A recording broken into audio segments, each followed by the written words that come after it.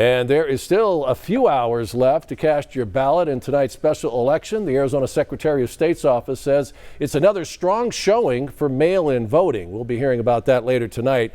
Right now, though, News 4 Tucson's Jacob Owens stopped by some Tucson polling places today to speak with voters who waited until Election Day to cast their ballots. He's standing by live outside one of these voting centers at Woods Memorial Library in Midtown. Jacob, are they still showing up?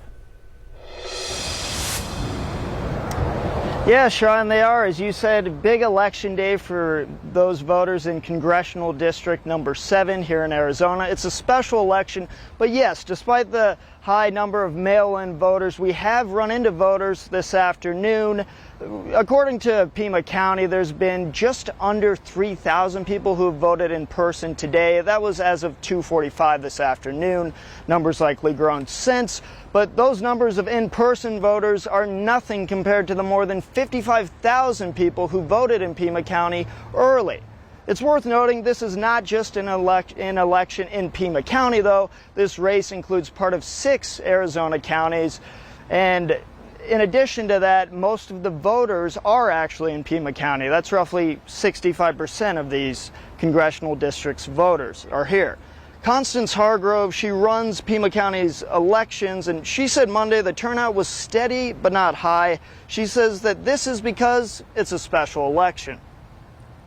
When you think about a special election, it's only in the 7th Congressional District here, and so if those people around you are not talking about the election, then you probably do not know that an election is happening. Sean, I've been speaking with several voters this afternoon. One of them has a pretty straightforward and memorable rule when it comes to why people should vote. That'll be ahead at 5. In the meantime, polls remain open until 7 p.m. Here in Pima County, you have one of 59 different polling centers to go vote, so there is still time for people at home that are interested. Reporting live in Midtown, Jacob Owens, News 4 Tucson. A little less than 3 hours until those polls close, and we will have continuing coverage throughout our newscast tonight on the vote. Be sure to stay with us on air, online, and on our social media platforms.